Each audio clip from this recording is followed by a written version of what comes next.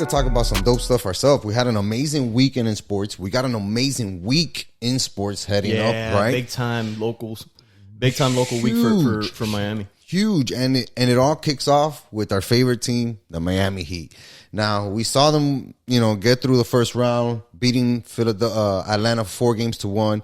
Joel called the gentleman sweep. Called it. Add that to the compilation coming up. But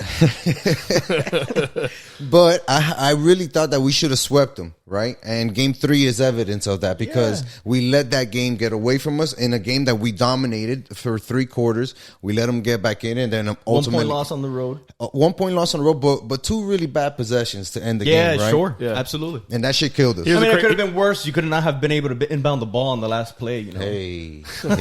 Here's the crazy thing, though. One of the big things that I had said is the reason why I was going to be a gentleman's seat was it's the NBA, man. Any given day, right? Like any given Sunday, you're a professional team. You're in the playoffs. It's not easy to sweep a team, bro. It's not. No. But then we look back and the Nets got swept. And I'm like, bro, there goes my theory, bro. You got Kyrie and KD, and those boys just got straight swept. I told you they wouldn't last that first round, though. You called that. But it goes to show how much chemistry means in the playoffs. Absolutely. I always think that the teams that have great success in the NBA playoffs are the ones that come in hot. And you just never felt like at any point this year did anyone feel the Nets were, man, you just never knew who was going to be on the court. Nope. And on top of that, like, just to really wrap up on the Nets, like, when they started off the season, they were one of those strong teams that other teams looked at and were like, damn, that's going to be one of the teams we got to face in the East. A lot of people. And it's going to be the team to beat. But as the season progressed and KD got hurt, James Harden is missing games. They trade this dude. Kyrie Irving can't play here, only play there. Like, a lot of things were happening. There's a lot of bad juju around that team to break up that chemistry. You know what I mean? And that's why they ultimately got swept by a team like Boston, who's very unified right now, right? Heading into the postseason and whatnot. Yeah, they just lost their first game, though, against the Bucks. They lost to the Bucks, And Philadelphia was in a bigger struggle than we were, right? We went to the 5 games and we were like, we beat them in game 5, 97-94. Ultimately came down to a defensive possession where we got a bucket and we had to get 2 back-to-back stops, and we were able to do so, and they couldn't even inbound the ball, like Vic said. Now, Philadelphia... That Miami Heat Eric Spoelstra defense, because that man doesn't get enough credit, bro, in my eyes. How has he not won a Coach of the Year, though? Look, man, I think it was...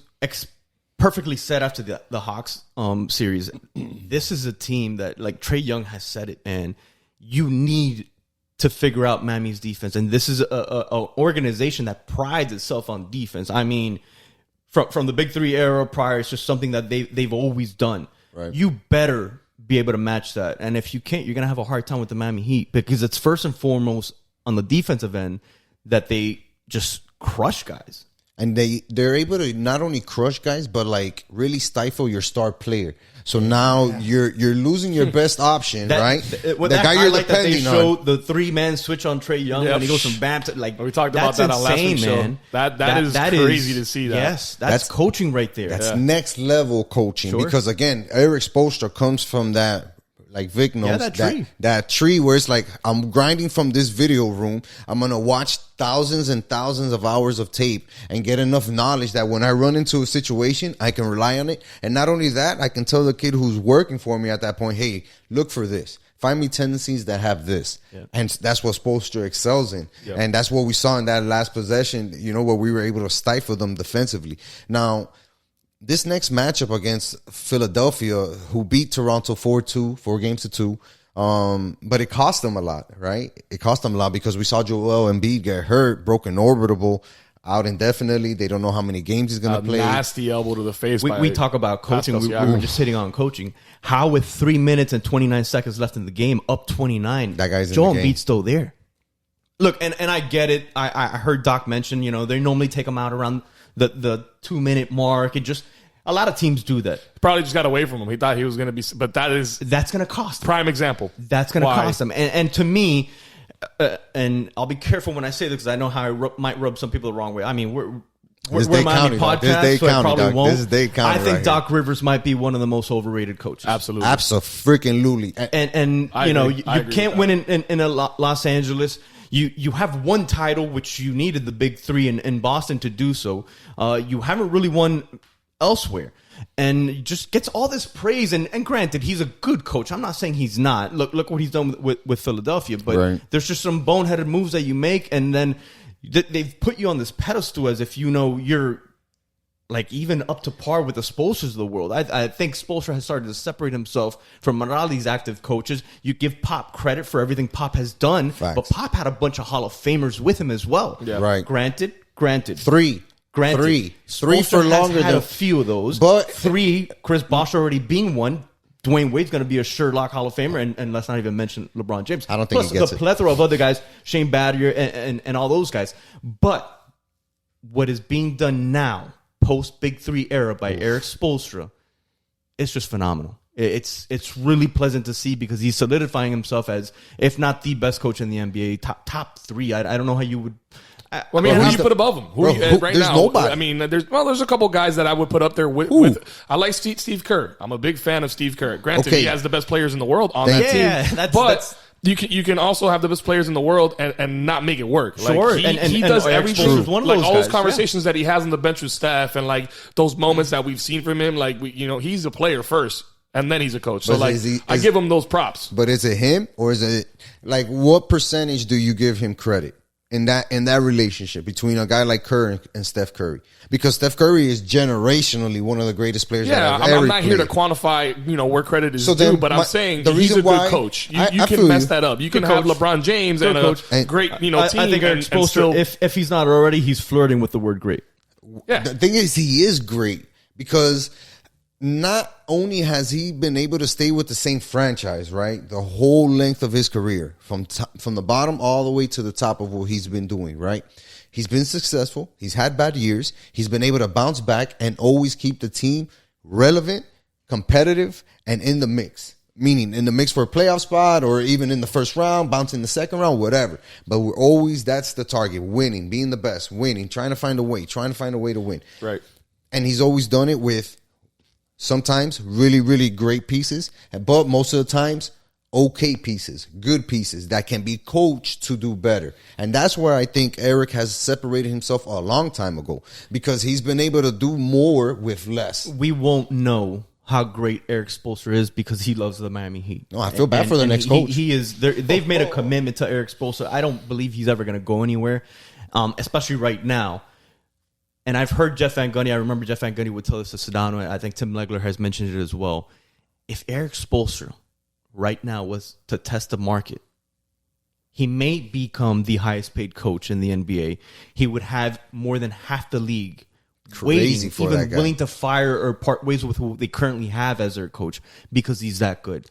It goes unnoticed because to us he's just not born and raised, but literally brought up through the ranks as a video coordinator and what he's done. And we who couldn't win with the big 3? And then you have the push gate with LeBron. So we've never. I don't think locally Eric Spoelstra has ever received the credit he should. We take him for granted. I think nationally, he's recognized. I don't think we take him for granted. I think nationally, he's like you guys are saying, he's underrated. I will say just like the Heat we're not. I mean, we're the number 1 seed, man. True. And they're still talking about other teams. They're still talking about Giannis. They were still talking about Brooklyn. Yep. You know what I mean? Boston. It's the same sentiment across the board, not just for the team, but for the coaching staff as well. And we know what we got. I will say this though, for like there are a lot of Heat fans that I know personally that aren't big fans of Spo. Makes no sense. And I don't get it.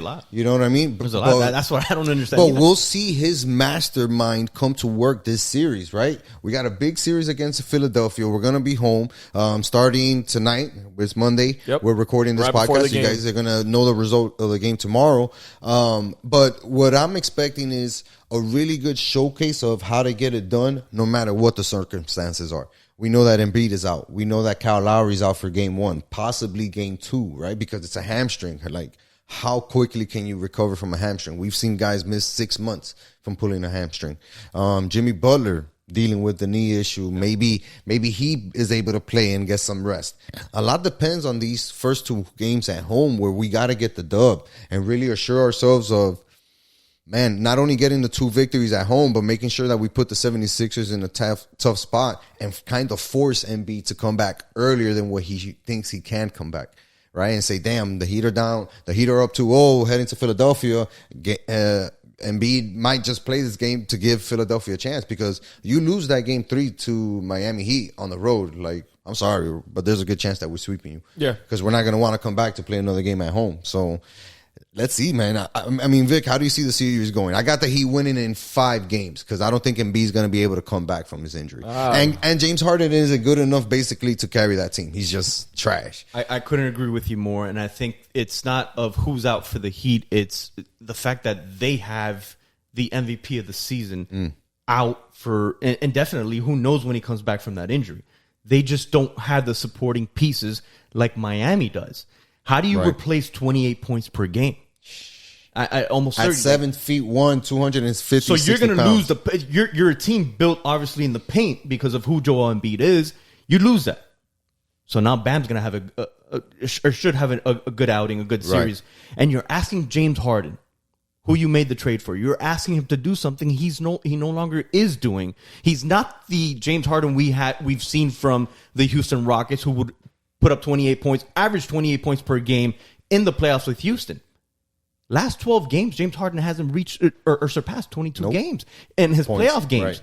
So you're asking a team to do something that they're not known for, that's out of character for them, while you have a somewhat healthy Miami Heat or that knows how to play and take advantage. So coaching advantage, I already said I'd give it to Miami. Right. And then just the fact that you lose your most valuable player. Like, if we were to lose ours, I don't know. No, maybe I don't know if I'd say gentleman sweep the other way around. But Jimmy, that's a big problem for the Heat right now. You're asking a lot of Philadelphia. You're asking a lot of that team. No, what you got there? In 5 or 6? I'd say 5. It all depends on how soon Embiid comes back. But look, if he doesn't come back, I wouldn't be surprised with a sweep at all. Yeah. What about you, Joel? Well, what I was going to say, what I don't agree with, is Jimmy hurting us. So as far as equaling what Embiid equals to them, what it means to them, I think we lose Jimmy and everybody else is healthy. We've seen these boys. Lowry being out. We've seen them dig wins out. You know what I'm saying? We've seen them go, our unlikely heroes step up and do their thing. True. I got no concern if that. Granted, I don't want it to happen because Jimmy out there makes the game a whole different ballgame. Oh, that's a good point, considering what happened against Atlanta. But he means that much more to them than any one player means to us, and that's just that's credit to Embiid, man. What he's been able to do. But with that said, he's out right now. I know we're gonna take these first couple games, depending what he's going to do. But I'm going to say Heat in 6 in this series. Okay. And that's contingent on, I'm going to say Embiid does come back to play. Yeah, you figure he comes back for one game with a mask on. He's not Ben Simmons. I'm going to sit on the bench. He's a dog. He's going to go out there if he can. If his legs are working, he's going to go out there and he's going to play. And I think that's what's going to happen. I think, they're going to try to hold it off as long as possible and see what happens. It's going to get out of hand for them. They're going to bring him back. And then things might get interesting then. I mean, Philadelphia is really in a tough spot. 6-8 this season without Joel Embiid, so that's already a bad spot. James Harden, when he's the guy who has to take the most shots on the team this year, shooting 39% from the field, 4th lowest against Miami Heat, right, against any team. And then on top of that, your best player, the Heat are 32-12 on the season, including the playoffs at home.